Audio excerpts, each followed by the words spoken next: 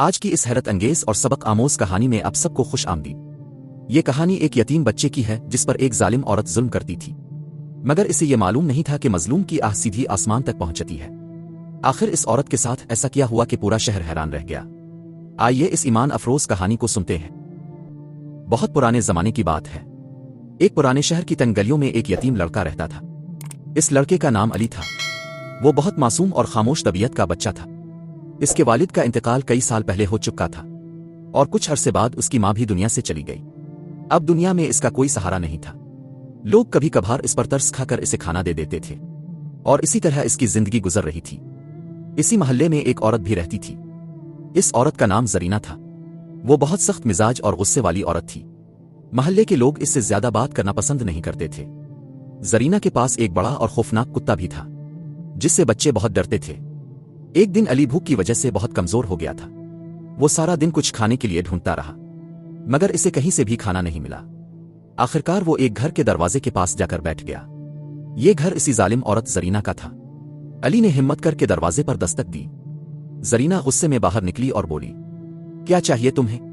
علی نے آہستہ آواز میں کہا، خالہ، مجھے بہت بھوک لگی ہے، اگر تھوڑا سا کھانا مل جائے تو۔ یہ سن کر زرینہ کا چہرہ مزید سخت ہو گیا۔ اس نے غصے سے کہا، یہاں سے فوراً چلے جاؤ، میں بھکاریوں کو کھانا نہیں دیتی۔ علی نے پھر آہستہ سے کہا، میں بھکاری نہیں ہوں، میں صرف بھوکا ہوں۔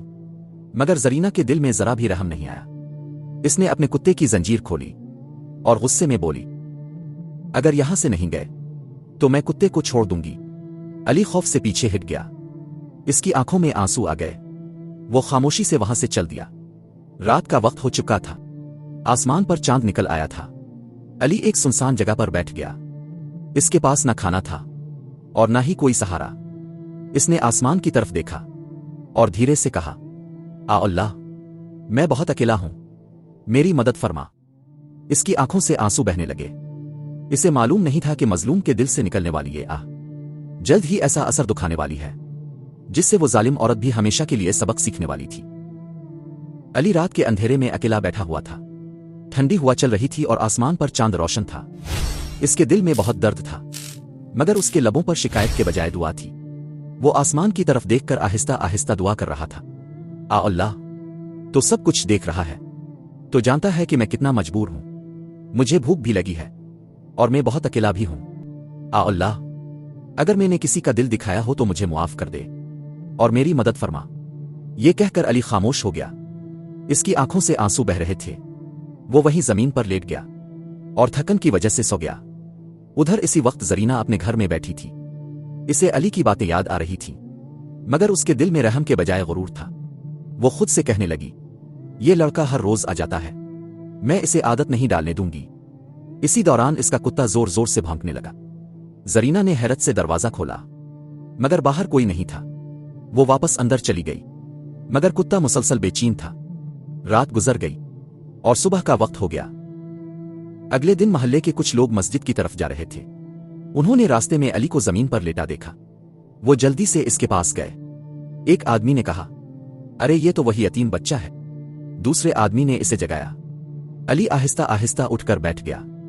اس کی حالت بہت کمزور تھی۔ ایک نیک دل آدمی نے فوراً اپنی تھیلی سے روٹی نکالی اور علی کو کھانے کے لیے دے دی۔ علی نے شکر گزار نظروں سے اس آدمی کو دیکھا اور آہستہ آہستہ کھانا کھانے لگا۔ اسی دوران زرینہ بھی اپنے گھر سے باہر نکلی اور لوگوں کو جمع دیکھ کر وہاں آ گئی۔ جب اس نے علی کو دیکھا تو اس کے چہرے پر ناگواری ظاہر ہونے لگی۔ محلے کے ایک بزرگ نے زرینہ سے کہا، تمہارے گھر کے پاس یہ بچہ رات بھر بھوکا بیٹھا تھا، کیا تم نے اسے کچھ کھانا نہیں دیا؟ زرینہ نے غصے سے جواب دیا، میں کیوں دوں اسے کھانا؟ یہ میرا کون لگتا ہے؟ یہ سن کر محلے کے لوگ خاموش ہو گئے۔ ان کے دلوں میں علی کے لیے ہمدردی پیدا ہو گئی، مگر علی نے کسی سے شکایت نہیں کی۔ وہ صرف خاموشی سے بیٹھا رہا۔ اس کی آنکھوں میں عجیب سی معصومیت تھی۔ اسی وقت ایک بزرگ آدمی نے آسمان کی طرف دیکھ کر کہا، یاد رکھو، مظلوم کی آہ بہت خطرناک ہوتی ہے۔ جب مظلوم دل سے دعا کرتا ہے تو اللہ ضرور اس کی سنتا ہے۔ زرینہ نے یہ بات سن کر ہنسی اڑا دی اور بولی، مجھے کسی کی آہ سے ڈر نہیں لگتا۔ مگر اسے یہ معلوم نہیں تھا کہ قدرت کا نظام بہت عجیب ہوتا ہے، اور جب کسی مظلوم کا دل ٹوٹتا ہے تو اس کی آہ سیدھی عرش تک پہنچتی ہے۔ اب وقت قریب آ رہا تھا जब अल्लाह की कुदरत ऐसा मंजर दिखाने वाली थी जिससे जरीना का गुरूर हमेशा के लिए खत्म होने वाला था और पूरा मोहल्ला हैरान रह जाने वाला था। जरीना ने मोहल्ले के लोगों की बातों को मजाक में उड़ा दिया। इसके दिल में ना खौफ था और ना ही रहम। वो गुरूर से अपने घर के अंदर चली गई। उधर अली खामोशी से बैठा हुआ था। मोहल्ले के कुछ नेक लोगों ने इसे खाना दिया और उसकी मदद की। अली ने शुक्रगुजारी के साथ सबका शुक्रिया अदा किया और फिर आहिस्ता आहिस्ता वहां से चला गया। इस दिन के बाद भी अली इसी मोहल्ले में रहने लगा, मगर अब लोग इसकी ज्यादा मदद करने लगे थे। मोहल्ले के एक बुजुर्ग आदमी ने अली को अपने घर के पास रहने की जगह दे दी और कभी कभी इसे अपने साथ काम भी सिखाते थे। उधर जरीना की जिंदगी वैसी ही चल रही थी। वो अब भी लोगों के साथ सख्ती से पेश आती थी, मगर चंद दिन बाद एक अजीब वाकया पेश आया।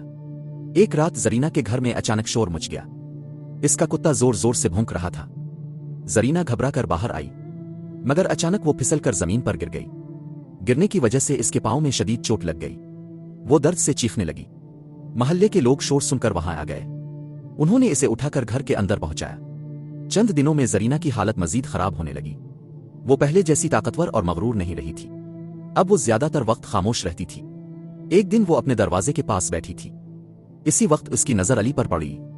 अली आहिस्ता आहिस्ता रास्ते से गुजर रहा था। जरीना कुछ लम्हों तक इसे देखती रही। फिर उसके दिल में अजीब सी नदामत पैदा हुई। इसे वो दिन याद आ गया जब इसने एक भूखे यतीम बच्चे को अपने दरवाजे से धक्के देकर निकाल दिया था। इसकी आंखों में आंसू आ गए। इसने आहिस्ता आवाज में अली को पुकारा, अली बेटा। अली रुक गया और हैरत से इसकी तरफ देखने लगा। जरीना ने शर्मिंदगी से कहा, बेटा मुझे मुआफ कर दो, मैंने तुम्हारे साथ बहुत जुल्म किया था। अली कुछ लम्हे खामोश रहा।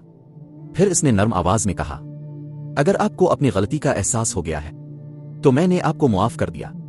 ये सुनकर जरीना की आंखों से आंसू बहने लगे। इसने दिल ही दिल में अल्लाह से मुआफी मांगी। इस दिन के बाद जरीना की जिंदगी बदलने लगी। वो पहले जैसी जालिम औरत नहीं रही। अब वो गरीबों और जरूरतमंदों की मदद करने लगी। खास तौर पर यतीम बच्चों के साथ वो बहुत शफकत से पेश आती थी। मोहल्ले के लोग भी इस तब्दीली को देखकर हैरान थे। उधर अली भी अब पहले से बेहतर जिंदगी गुजार रहा था। वो मेहनत से काम सीख रहा था और आहिस्ता आहिस्ता एक अच्छा इंसान बन रहा था। वक्त के साथ साथ वो बड़ा हो गया और मोहल्ले के लोगों के लिए एक नेक और मददगार नौजवान बन गया। ये वाकया पूरे मोहल्ले के लिए एक बड़ा सबक बन गया।